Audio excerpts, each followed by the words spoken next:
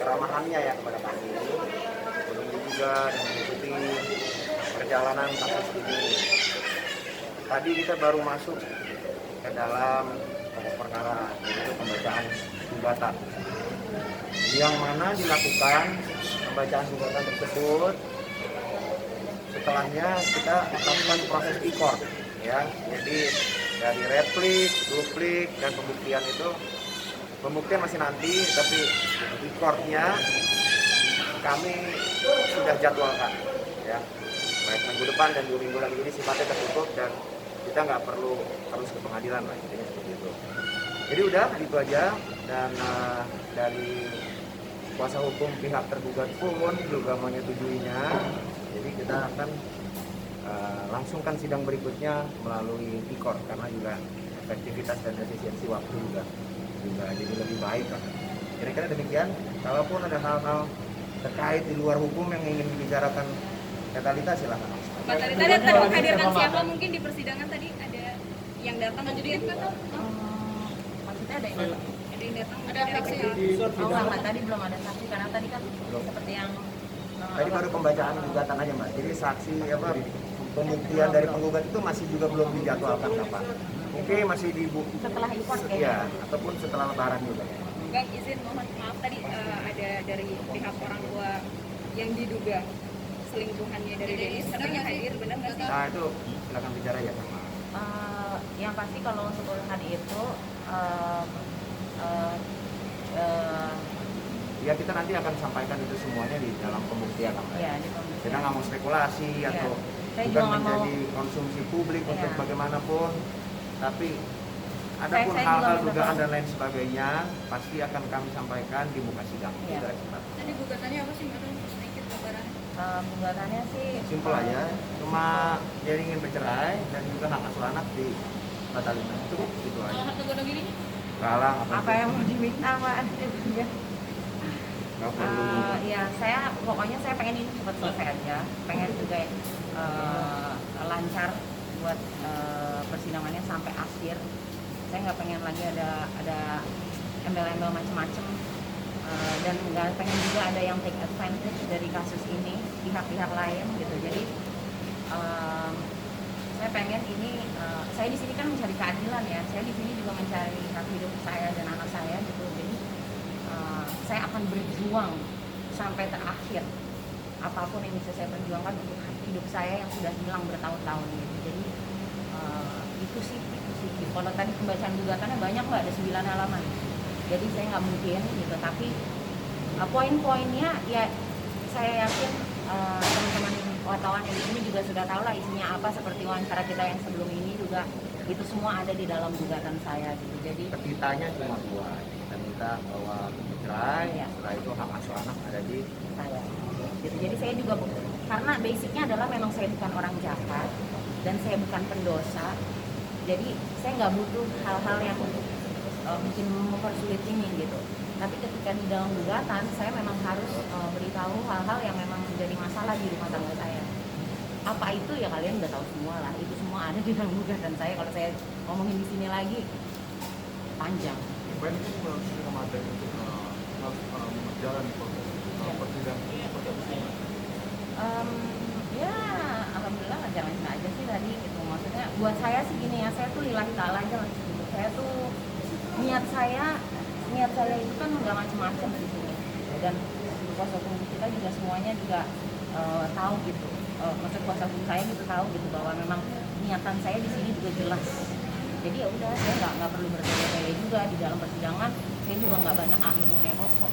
Kita pengen cepet lancar tanpa ada satu hal yang mengganggu. Kalaupun nantinya ada satu hal yang mengganggu saya akan perjuangkan apapun itu karena saya pihak yang menjadi korban di dalam masalah ini. Jadi saya adalah pihak yang dirugikan secara psikis, secara waktu, secara segala macam. Jadi saya benar-benar di sini bukan lagi sebagai seorang istri aja gitu, tapi saya sebagai seorang manusia, sebagai seorang perempuan, saya di sini saya harus speak up atas ketidakadilan yang saya hadapi. Itu aja sih. Tapi kan di posisi ini ada nggak sih memang kita menjalankan Ya. ibadah puasa, kita harus hormati itu, kita harus menjalankan itu Saling memaafkan, betul. dengan keimanan. Betul. Namun kalau hal di luar sini yang sifatnya duniawi terkait tentang adanya perceraian yang sebenarnya tidak mau terjadi, namun sudah lebih dari 3 tahun diberikan waktu oleh penggugat, oleh Talita, oleh klien saya untuk ada progres. Ya. Namun pengharapan itu pupus dikarenakan progres itu tidak ada. Apa itu progresnya? Dia ekspektasi dari seorang wanita agar supaya suaminya bersikap layaknya sebagai suami. Ya. Tidak demikian, kita maju. Ini pun juga proses hukum, negara hukum.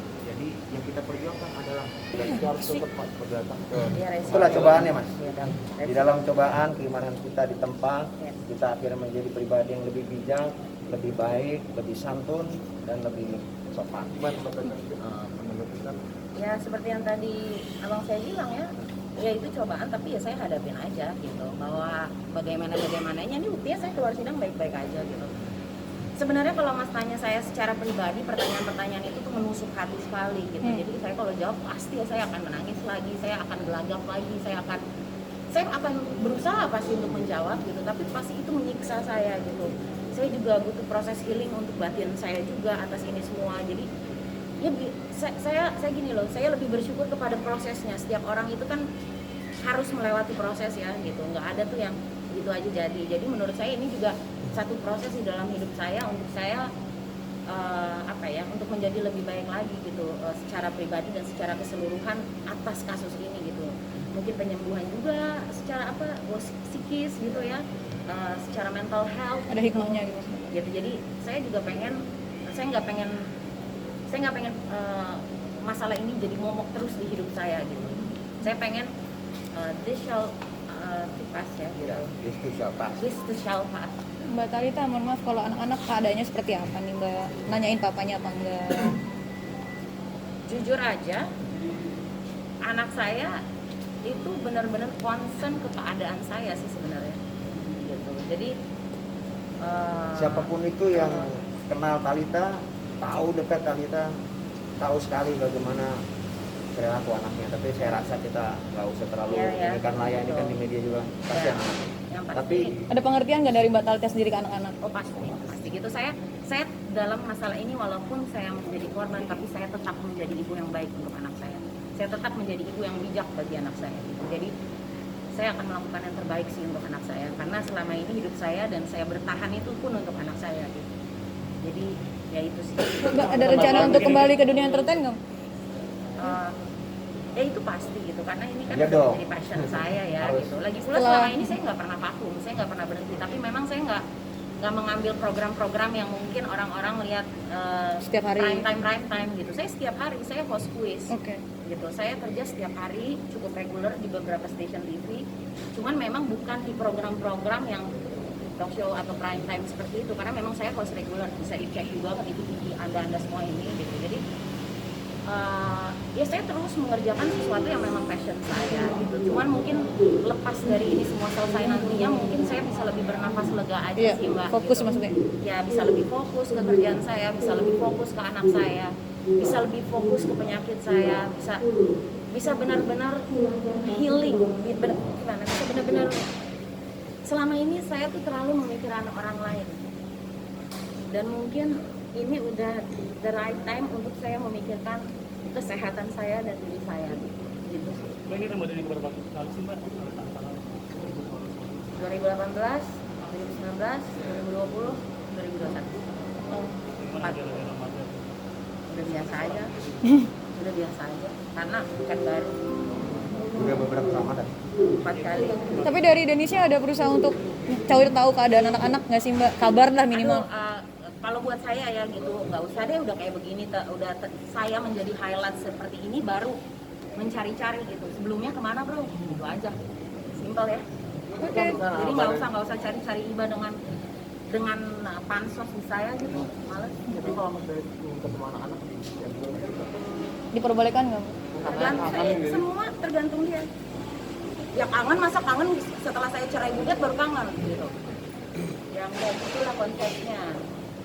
Oke. Jadi semua tergantung dia aja sih. Kalau itu saya tahu nih pasti karena kalian lihat Instastory kan. Saya juga lihat, makanya saya tulis I'm not Rihanna. I don't love the way you lie. Oke, teman-teman, terima kasih Mbak Tan.